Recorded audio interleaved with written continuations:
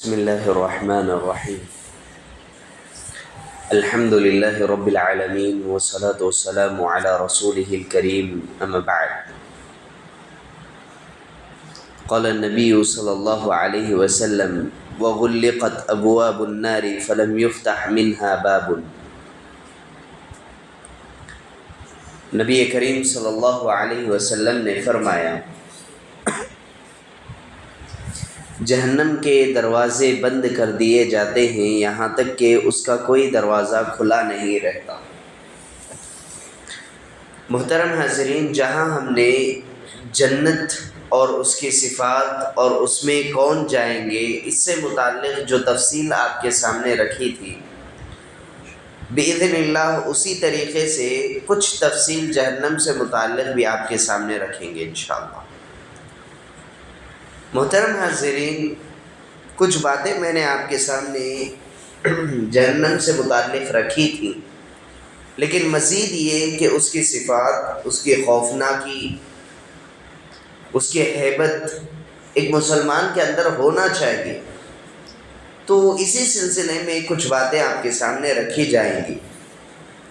سب سے پہلے تو یہ کہ رمضان کا یہ جو مہینہ ہے جس میں اللہ سبحانہ و تعالیٰ نے ایک نعمت کے طور پر، اس مہینے کی فضیلت کے طور پر اللہ سبحانہ و تعالیٰ نے جہنم کے تمام دروازوں کو بند کر دیا ہے، تاکہ جو خیر کے کام کرنے والے ہیں وہ آگے بڑھتے رہیں اور جو شر کے کام کرنے والے ہیں وہ اپنے آپ میں باز آ جائے، رک جائے۔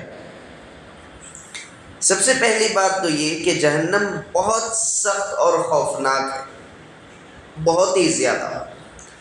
اللہ تعالیٰ نے فرمایا اسی وجہ سے کہ یا ایھا الذین آمنوا قوا انفسکم واہلیکم نارا، اے ایمان والو، تم اپنے آپ کو اور اپنے اہل و عیال کو جہنم کی آگ سے بچا لو، اس لیے کہ یہ بہت ہی زیادہ خوفناک جگہ ہے، ایک ایسی جگہ ہے جس کی آگ تم جھیل نہیں سکتے۔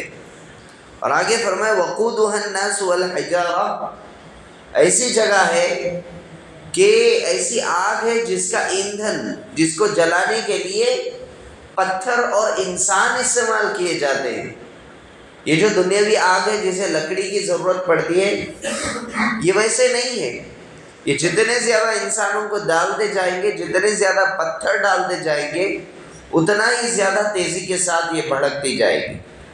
اور پھر اسی طریقے سے اس کی آگ تو دنیا کی آگ سے کئی گنا زیادہ ہے۔ نبی کریم صلی اللہ علیہ وسلم نے فرمایا نارکم ہذہ جزء من 70 جزءا من حر جہنم، تمہاری یہ آگ، یہ جو دنیاوی آگ ہے، یہ جہنم کی آگ کا 70واں حصہ ہے، 70th حصہ ہے۔ جیسے کسی ایک چیز کو 70 حصوں میں تقسیم کر دیا جائے، 70 پیسز بنا دیا جائے، تو پھر ایک پیس جتنا رہے گا نا، بس اتنا ہی ہے، اتنا ہی حصہ ہے۔ بقیہ جو اتنا بڑا جو ہے وہ جہنم کی آگ ہے۔ پھر ایک اور بات یہ بھی کہ جہنم کی گہرائی بہت ہی زیادہ ہے، جیسا کہ ہم نے آپ کے سامنے اس سے پہلے دروس میں یہ بات رکھی تھی کہ صحابہ رضی اللہ عنہم اجمعین جب نبی کریم صلی اللہ علیہ وسلم کے ساتھ بیٹھے ہوئے تھے، اچانک ایک آواز سنی، خوفناک آواز، بڑی آواز۔ تو اس وقت نبی کریم صلی اللہ علیہ وسلم نے پوچھا کہ کیا یہ تم جانتے ہو کہ یہ آواز کون سی ہے؟ صحابہ کہتے ہیں کہ اللہ اور اس کے رسول بہتر جانتے ہیں۔ تو نبی کریم صلی اللہ علیہ وسلم نے یہ ارشاد فرمایا کہ یہ وہ پتھر ہے جس کو جہنم میں تقریباً 70 سال قبل پھینکا گیا تھا، اب جا کر کے وہ اس کی گہرائی کو پہنچا ہے۔ 70 سال قبل، سبحان اللہ، اندازہ بھی نہیں لگا سکتے۔ ایک انسان کی مکمل زندگی نکل جا رہی ہے، اتنا پہلے اب جا کر کے پہنچا ہے، تو اتنی زیادہ گہرائی ہے۔ اور پھر اسی طریقے سے جہنم کے 7 دروازے ہیں، 7، جیسا کہ اللہ تعالیٰ نے کہا لَهَا 7 أَبْوَابٍ لِكُلِّ بَابٍ مِّنْهُمْ جُزْءٌ مَّقْسُومٌ، کہا کہ اس کے 7 دروازے ہیں، ہر دروازے کے لیے ان میں سے ایک حصہ مقرر ہے۔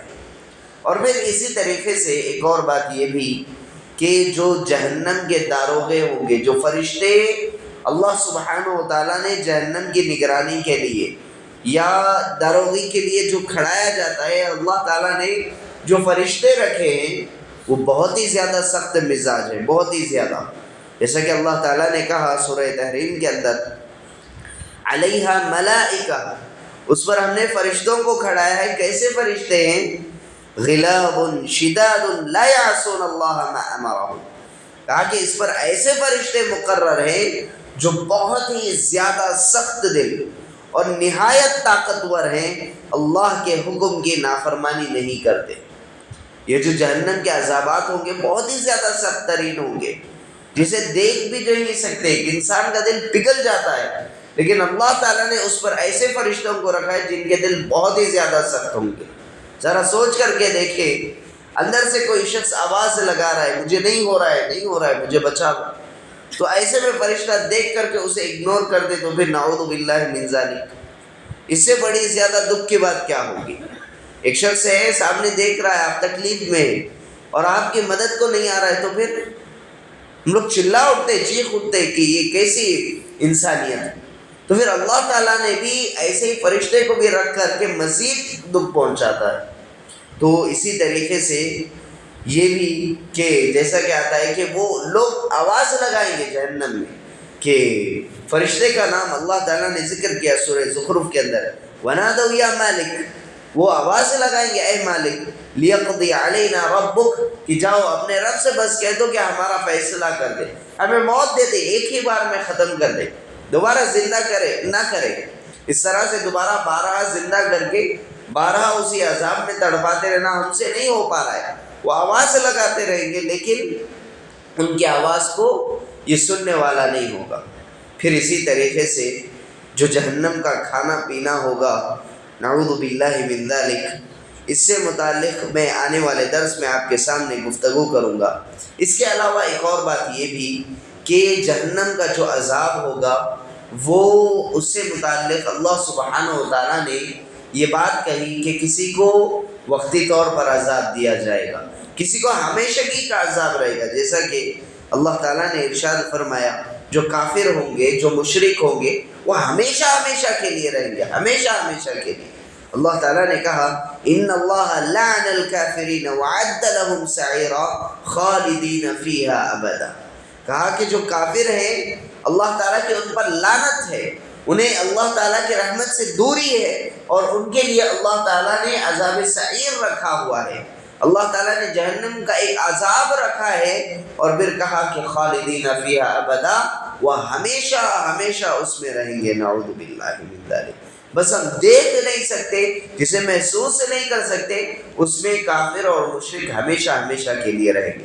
اور اسی طریقے سے منافقین سے متعلق اللہ تعالیٰ نے کہا کہ ان المنافقین فی الدرک الاسفل من النار، جہنم کے جو سب سے نیچے حصے میں جو ہوں گے وہ منافق ہوں گے، جو بس ظاہری طور پر اسلام کا لبادہ اوڑے ہوئے ہیں لیکن اندر کے طور پر وہ اسلام کو نہیں مانتے، نبی کریم صلی اللہ علیہ وسلم کے احکامات کو بس پشت ڈالتے. تو ہمیں چاہیے کہ ہم جہنم کے اس عذاب سے پناہ مانگتے رہیں.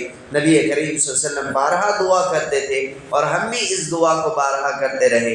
اللہم انا نسألک الجنة الفردوس ونعوذ بک من النار. آمین یا رب العالمین. سبحانک اللہم و بحمدک، اشہد ان لا الہ الا انت، استغفرک و اتوب الیک.